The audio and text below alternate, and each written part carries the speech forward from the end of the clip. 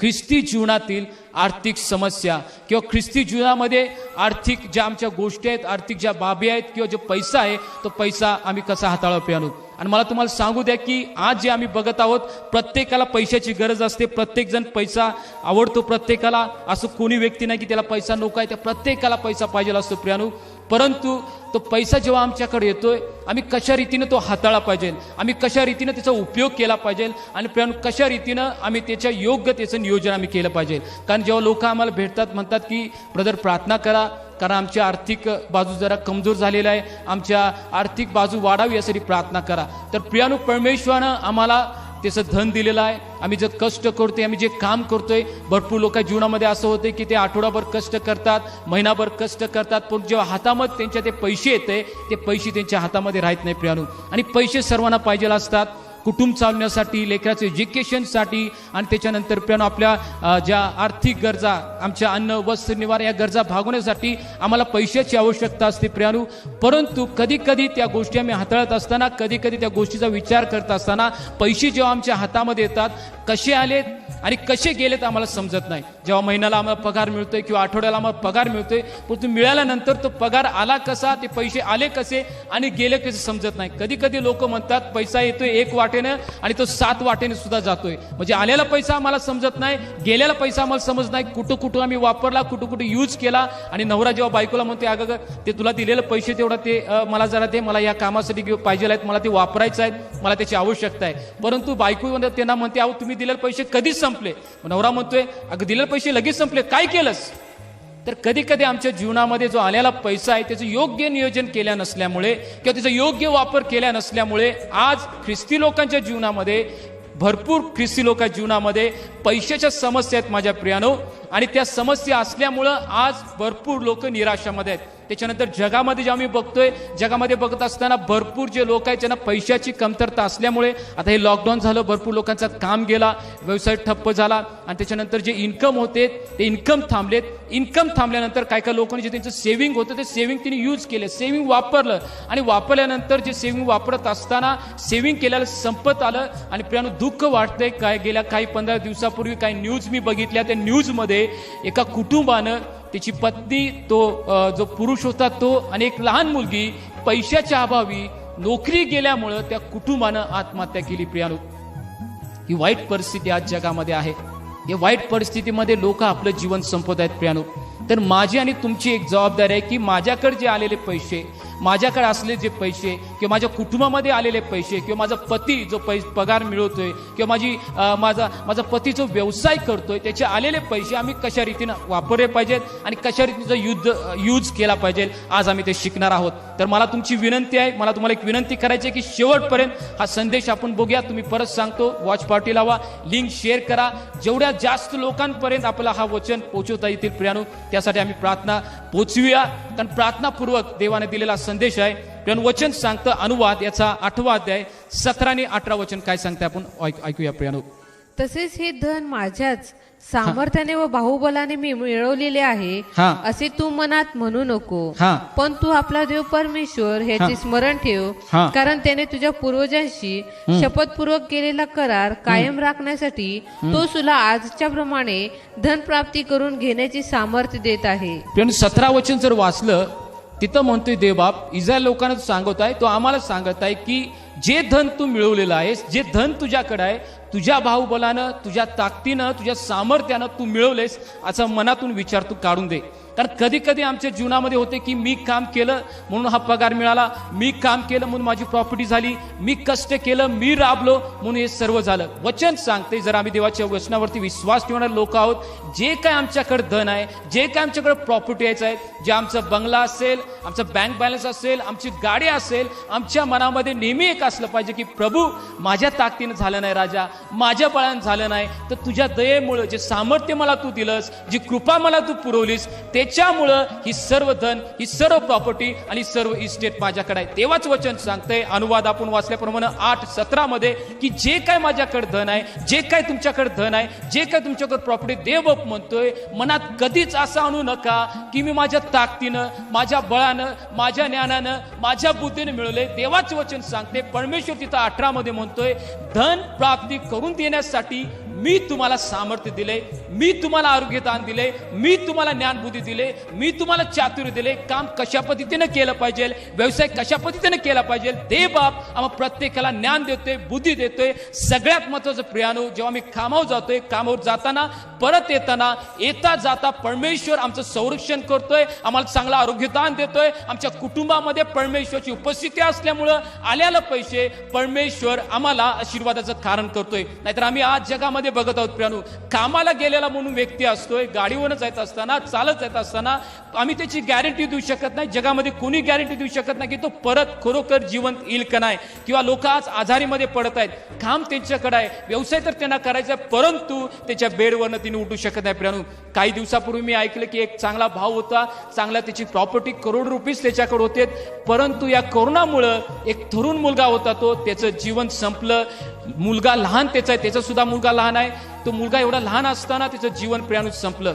तर देवाचं वचन आम्हाला सांगते, जे धन आमच्याकडे आहे नेहमी आमच्या लक्षात असू दे, नेहमी आमच्या मनात असू दे, नेहमीच मनामध्ये आम्ही एक फिक्स करून ठेवूया की देवा, जे माझं धन आहे, जे माझी प्रॉपर्टी आहे, तू मला ज्ञानबुद्धी दिलेस, तू मला सामर्थ्य दिलेस, तू मला शक्ती दिलेस, की मी त्यासाठी तुला धन्यवाद देतो. तर प्रियानो, देवानं जे आम्हाला धन दिले त्याच्याबद्दल देवाकडून आले म्हणून आम्ही नेहमी देवाची उपकार स्तुती केली पाहिजे, नेहमी देवाला आम्ही सन्मान दिला पाहिजे, नेहमी आम्ही देवाला गौरव दिला पाहिजे. कधी आमच्या मनामध्ये असं येईल की ही प्रॉपर्टी माझी आहे, ही प्रॉपर्टी मी मिळवल्या, तर प्रियानो त्यावेळी सैतान आमच्या जीवनामध्ये हे शब्द टाकत आहेत, त्यावेळी आम्ही त्याला धमकावलं पाहिजे. वचन पुढे काय सांगते, नीतिसूत्र याचा 8वा अध्याय आणि 21 वचन. नीतिसूत्र 8वा अध्याय आणि 21 वचन. नीतिसूत्र 8 आणि 21. नीतिसूत्र 8:21. मजवर प्रीती करणाऱ्यास मी संपत्ती प्राप्त करून देते, त्याची भंडारे भरिते. देवाचं वचन इथं सांगतंय नीतिसूत्र 8:21 मध्ये की मजवर जे प्रीती करतात त्यांच्यावरती त्यांना मी धन प्राप्ती करून देते, संपत्ती त्यांना प्राप्ती करून देते, भांडार त्याचे भरते. इथं 8वा जर तुम्ही नीतिसूत्र वाचलं प्रियानो, तर इथं ज्ञानाविषयी लिहिलंय. तो ज्ञान म्हणजे प्रभू येशू ख्रिस्त आहे, कारण सर्व ज्ञान गुप्त त्याच्याकडेच आहे. प्रियानो, वचन सांगते जे मजवर प्रीती करतात, जे माझ्या प्रीती, याचा अर्थ जर आपण पहिले योहानमध्ये जर वाचलं, देवाचं वचन सांगते जो माझ्या प्रीती करतोय तो माझ्या आज्ञा पाळतोय. देवाची प्रीती करणे याचा अर्थ आज्ञा पाळणं. म्हणजे असं आम्हाला सांगता येईल की जे लोक देवाच्या आज्ञेप्रमाणे चालतात, जे लोक आपलं शारीरिक, आपल्या आध्यात्मिक, आपल्या गरजा भागवण्यासाठी देवाच्या नियमाप्रमाणे चालतात, वचन सांगते नीतिसूत्र 8:21 प्रमाणे की देवबाप त्यांना सामर्थ्य देतोय, देवबाप त्यांना ज्ञान देतोय, देवबाप त्यांना बुद्धी देतोय. प्रियानो, म्हणताना मला तुम्हाला सांगू द्या, जर देवावरती आम्ही प्रेम करतोय, देवाच्या इच्छेप्रमाणे चालतोय, देवाच्या आज्ञेप्रमाणे चालतोय, देवाचं इच्छा वचन सांगते नीतिसूत्र 8:21 प्रमाणे वचन सांगते की देवा म्हणतोय मी तुला धन प्राप्ती करण्यासाठी तुला ज्ञान देतोय, बुद्धी देतोय. प्रियानो, म्हणताना मला तुम्हाला सांगू द्या की जे आज तुम्ही लोक बघत आहात, पेन सुद्धा तुम्ही घ्या, वही घ्या आणि वचन नोट डाऊन करून घ्या. प्रियानो, या वचन तुम्ही इतर लोकांना सुद्धा शिकू शकता, इतर लोकांना सुद्धा सांगू शकता. प्रियानो, तर बायबल घ्या संगती, त्याच्यानंतर तुमचा वही पेन घेऊन प्रियानो बसा आणि हे वचन तुम्ही नोट डाऊन करून घ्या. वचन इथंच सांगते की मी देवा म्हणतोय मी धन प्राप्ती करण्यासाठी तुम्हाला ज्ञान बुद्धी दिलेला आहे. आता कधी कधी असं विचार येतोय की आमच्यामध्ये की धनाच्या पाठीमागे जर आम्ही लागलो, की धन जर आम्ही करायला लागलो तर देवापासून दूर जातोय. आम्ही कधी कधी जीवनामध्ये हा विचार सुद्धा करतोय. आणि जगामध्ये भरपूर लोक आम्ही बघितल्यात की जे लोक धनाच्या पाठीमागे फक्त धावत असतात ते देवापासून दूर जातात. प्रियानो, तर आम्हाला बॅलन्सिंग जीवन जगायचं आहे. वचन जर आपण वाचलं की कधी देवाचं वचन आम्हाला काय सांगते प्रियानो, पहिले तिमोथी याचा 6वा अध्याय आणि 10वं वचन काय सांगतंय. पहिले तिमोथी याचा 6वा अध्याय आणि 10वं वचन. कारण द्रव्याचा लोभ सर्व प्रकारच्या वाईटाचे एक मूळ आहे. इथं वचन सांगते की द्रव्याचा लोभ म्हणजे द्रव्य किंवा पैसे हे वाईट नाही, देवाचं वचन शिकवते. प्रियानो, आमच्या मनामध्ये येणार की पैसे वाईट आहेत, पैसे वाईट नाही, देवाचं वचन सांगते. वचन इथं सांगते की द्रव्याचा लोभ म्हणजे त्या पैशाचा जो लोभ आहे, पाहिजे पाहिजे पाहिजे आणि पाहिजे आणि पाहिजे आणि पाहिजे. जेव्हा आम्ही म्हणतोय आणि पाहिजे आणि पाहिजे, एक घर घेतलं आणि घर घ्यायचं, एक गाडी घेतली आणि गाडी घ्यायची आणि प्रॉपर्टी मिळवायची, असं करायचं तसं काय. वचन सांगते हा द्रव्याचा जो लोभ आहे, वचन सांगते हे सर्व वाईटाचं एक कारण आहे, एक मूळ आहे की त्याच्यामुळे जेव्हा लोक जास्त प्रॉपर्टी मिळवायची असते, जास्त पैसे ज्यांना मिळवायचे असतात, किंवा लोभाचा जेव्हा त्यांना तो लोभ लागतो की मला पाहिजेलच आहे, मला पाहिजेलच आहे, त्यावेळी माणूस वचन सांगते देवापासून दूर जायला लागतोय. याचा अर्थ प्रियानो पैसे वाईट नाहीत, मला तुम्हाला सांगू द्या, हे नोट डाऊन करून घ्या तुम्ही. पैसे वाईट नाहीत, पण पैशाचा जो मोह आहे, पैशाचा जो लोभ आहे की जास्तच पाहिजे, माझ्याकडेच पाहिजे, इतर कुणाकडे नको, मलाच पाहिजे, जेव्हा ह्या गोष्टी आमच्या जीवनामध्ये ठेवते तर पैशाचा जो मोह आहे प्रियानो, वचन सांगते की तो सर्व प्रकारच्या वाईटाचं कारण आहे. आता लोक काय करतात की आम्ही काम करत असतोय, आम्ही कष्ट करत असतोय, आणि कष्ट करत असताना आमच्या दैनंदिन गरजा भागवण्यासाठी, अन्न वस्त्र निवारा भागवण्यासाठी ते पैसे आम्हाला मिळवत असतात. मग काय होते, जेव्हा आम्ही शेजार पाजार बघतोय, इतर लोकांना बघतोय, आमची बायको कधी तर आम्हाला म्हणते की अहो बघा, एवढं वर्ष तुम्ही राबालाय, अजून ह्याच घरात आम्ही राहतोय, एवढं वर्ष तुम्ही राबालाय, 30 टू व्हीलर तुमच्याकडे आहे, एवढं वर्ष आपण वागायला राबताय तुम्ही, 30 फ्रीज तुमच्या घरामध्ये आहे, एवढं वर्ष आम्ही राबतोय, 30 टीव्ही आहे, कधी आमची उन्नती होणार, कधी आम्हाला भरभराटी मिळणार. तर देवाचे काही सिद्धांत आहेत, काही नियम आहेत, त्या हिशोबाने जर आम्ही जातोय, त्या हिशोबाने जर आमचं जीवन जगतोय, मला तुम्हाला सांगू द्या की परमेश्वरचं वचन सांगते तरुण सिंहाला वाण पडेल, पण जे परमेश्वरची आशा धरतात त्यांना कुठल्याही चांगल्या गोष्टीची वाण पडणार नाही. पण तू देवाच्या नियमानं, देवाच्या सिद्धांतानं आम्हाला चालायचं आहे प्रियानो. परंतु जेव्हा आम्हाला पैशाचा लोभ लागतोय, मोह लागतोय, माणूस चुकीच्या रीतीनं पैसे मिळवायला लागते प्रियानो. भरपूर ख्रिस्ती लोक सुद्धा आपलं काम करत असताना, आपलं व्यवसाय करत असताना चुकीच्या पद्धतीनं प्रियानो पैसे मिळवायला लागतात. जर एखाद्या ठिकाणी आम्ही सरकारी जॉबला असेल तर अशी भरपूर लोक आहेत की टेबला खाऊन सुद्धा ते पैसे घेतात. त्याच्यानंतर असे आम्ही जर इतर दुसऱ्या ठिकाणी काम करताय तर तिथं पैशाची अफरातफर करणं, लोकांना फसवणं, बिझनेसमध्ये व्यवसायामध्ये भरपूर लोक तसं करत असतात. काय काय लोक प्रियानो, मला दुःख वाटतंय सांगायला, काय काय लोक जे आहेत ते व्याजानं सुद्धा पैसे फिरवतात प्रियानो. हे चुकीचं आहे प्रियानो. देवाचं वचन सांगते की तू व्याजानं पैसे फिरवू नको. भरपूर लोक आपली प्रॉपर्टी वाढण्यासाठी, इन्कम सोर्स वाढण्यासाठी जो पैशाचा लोभ त्यांना सुटलेला आहे, जो पैशाचा मोह त्यांना सुटला आहे, त्याच्यामुळं भरपूर लोक प्रियानो व्याजानं पैसे फिरवतात. वचन काय सांगते आपण बघूया. लेवी याचा 25वा अध्याय आणि 37व वचन. लेवी याचा 25वा अध्याय 37 वचन, देवाचं वचन काय सांगतंय. तो आपला पैसा त्याला व्याजाने देऊ नको, किंवा आपले धान्य त्याला वाढीतिडीने देऊ नको.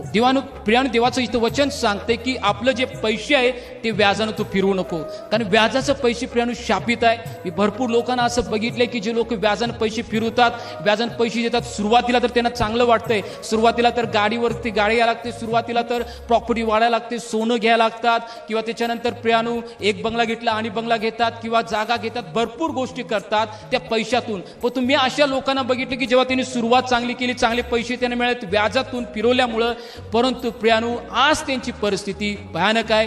एक भाऊ मला भेटला होता आणि एका दुसऱ्या भाऊविषयी तो सांगत असताना, एक भाऊ जो व्याजाने पैसे फिरवत होता प्रियानो, जवळजवळ 25 ते 30 लाख रुपये त्यानं कर्ज केले, आणि कर्ज केल्यामुळं तो आत्महत्या करायचा विचार करत होता. एक तरुण भाऊ प्रियानो, तरुण मुलगा व्याजाने पैसे फिरवत होता, त्याच्यामध्ये तो लॉस गेल्यानंतर आत्महत्या करायचा विचार करत होता. सैतान प्रत्येक माणसाला या पैशाच्या मागं फिरून, पैशाला मोह टाकून, पैशाचा लोभ घालून आज लोकांना भकत आहे प्रियानो. वचन इथं सांगते तुमची प्रॉपर्टी तुम्हाला वाढवायची आहे, तुमची इस्टेट तुम्हाला वाढायची आहे, देवाच्या नियमानं आम्हाला चालायचं आहे, देवाच्या सिद्धांतानं आम्हाला चालायचं आहे प्रियानो. पण तू लोक शॉर्टकट वापरतात. ख्रिस्तामध्ये कधी शॉर्टकट नाही प्रियानो, ख्रिस्तामध्ये कधी शॉर्टकट नाही. ख्रिस्तामध्ये प्रियानो आम्हाला कष्ट असेल, आम्हाला त्रास असेल, आम्हाला राबलं पाहिजे, आज नाही, 5 वर्षांना नाही, 10 वर्षांना नाही. आमचं घर कदाचित आम्हाला मिळालं नसेल, अजून सुद्धा आम्ही भाड्याच्या घरात असेल, परंतु आम्हाला स्वतःचं घर घ्यायचं आहे म्हणून, आम्हाला गाडी घ्यायचं आहे म्हणून, किंवा आमचा बँक बॅलन्स करायचा आहे म्हणून, किंवा आमचे शारीरिक आणि आध्यात्मिक गरजा आमच्या भागवायच्या आहेत म्हणून, तर प्रियानो आम्ही जर चुकीच्या पद्धतीनं व्याजानं पैसे जर आम्ही फिरवायला लागतोय, देवाचं वचन इथं सांगते लेवीचा आम्ही जर 25 आणि 37 वचन वाचल्याप्रमाणे की तू व्याजानं पैसे फिरू नको प्रियानो. पुढं वचन काय सांगते. नीतिसूत्र याचं 10वा अध्याय आणि 2रं वचन. दुष्टाईने मिळवलेली संपत्ती हितकारक नाही. वचन इथं सांगते की दुष्टाईने मिळवलेली संपत्ती. मग कुठल्या प्रकारची दुष्टाई केली असेल. काय काय लोक असे बघितलेत की ते व्हिडिओ गेम खेळतात, त्याच्यावरती पैसे लावतात. काय काय लोक मोबाईलवरती आता जे काही गेम्स सुरू झालेत ते लोक खेळतात. म्हणजे चांगले लोक, चांगले लिडरशिपमध्ये असलेले, त्यांना समजत नाही कधी कधी मोबाईलमध्ये ज्या गेम्स सुरू आहेत की ज्याच्यामुळे ते पैसे, कुठल्या गेम्स ते आलेले आहेत, ते MTL अशा काय गेम्स आहेत ते, त्याच्यावरती ते खेळून पैसे मिळवायला लागतात. कोण? ख्रिस्ती लोक प्रियानो. याचं दुःख वाटतंय की आम्हाला देवा म्हणतोय माझ्या मुला जे काही तुला पाहिजे आहे, जे काही तुझ्या गरजा आहेत, फिलिप 4:19 मध्ये देवाचं वचन सांगते ज्या सर्व गरज मी माझ्या महिम्याच्या ऐश्वर्याने पुरवू. परंतु आज आम्ही वाट बघत नाही, आज आम्ही तिथपर्यंत जाण्यासाठी आम्ही प्रयत्न करत नाही प्रियानो. आम्ही न वाट बघता शॉर्टकट मार्गाने आमच्या हिशोबाने पैसे मिळवण्यासाठी प्रयत्न करतोय. वचन इथं सांगते की तू व्याजानं पैसे मिळू नको. नीतिसूत्र 10:2 मध्ये आम्ही बघितल्याप्रमाणे की दुष्टाने मिळवलेली संपत्ती हितकारक नाही प्रियानो. आज आम्ही काय करालोय? दुष्टाने आम्ही संपत्ती मिळवालोय काय प्रियानो?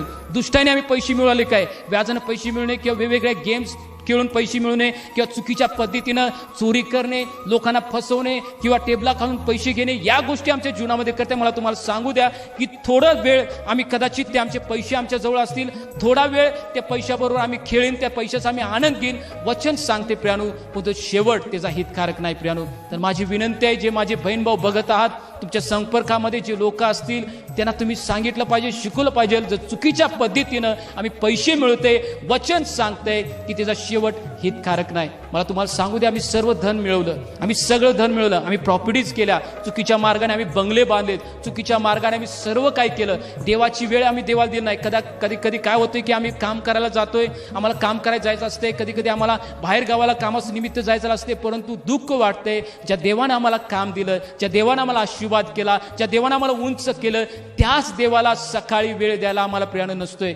एक देवाचे सेवक होते आणि एका देशामध्ये ते गेले असताना तिथं त्यांचा एक मित्र त्यांना भेटला, आणि भेटला असताना ते देवाचे सेवक, महान देवाचे सेवक होते. आज ते जगामध्ये नाहीत प्रियानो, भरपूर लोक त्यांच्याद्वारे आशीर्वाद झालेत.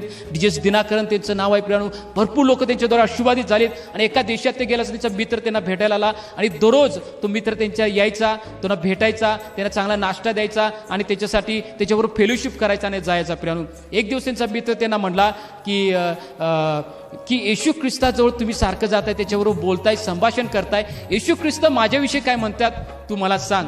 असे देवाला तू विचार, येशू ख्रिस्ताला विचार आणि मला तू सांग. असा तो देवाचा सेवकाला तो त्याचा मित्र होता जॉर्ज म्हणून, तो त्यांना म्हटला.